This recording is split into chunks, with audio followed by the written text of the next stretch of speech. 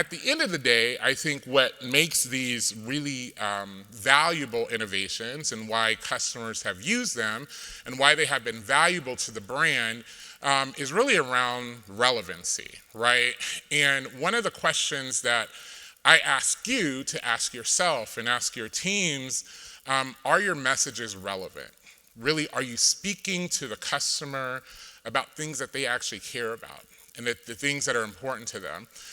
That's why this conversation for us around tensions has always been really important, because we find that when we lean into those tensions, we can have a breakthrough. And so we define kind of these tensions as a coiled up discomfort that exists in society, that exists in our lives as individuals.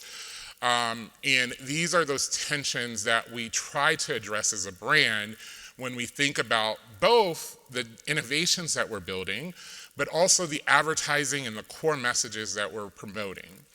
And when we do address those tensions, what we find is that it amplifies the worthiness, the powerfulness of those innovations and of those messages, because there's a direct lean in to the reality of those tensions. But the tensions that we look at aren't just kind of single lens. We look at it from multiple lenses.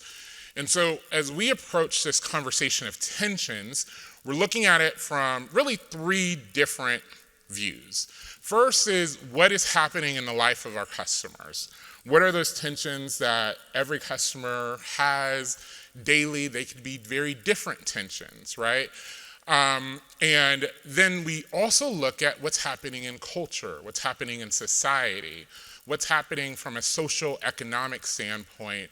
That might be very different tensions or might be related tensions to the tensions that exist in the life of the customer. Then we keep it going and we look at just the category and the brand and what is happening there and what tensions exist.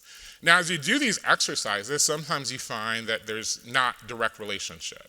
But really the magic happens when you do these exercises and you find the commonality that exists against all three of these categories. And that's when you can actually lean into a really big innovation that's going to have breakthrough.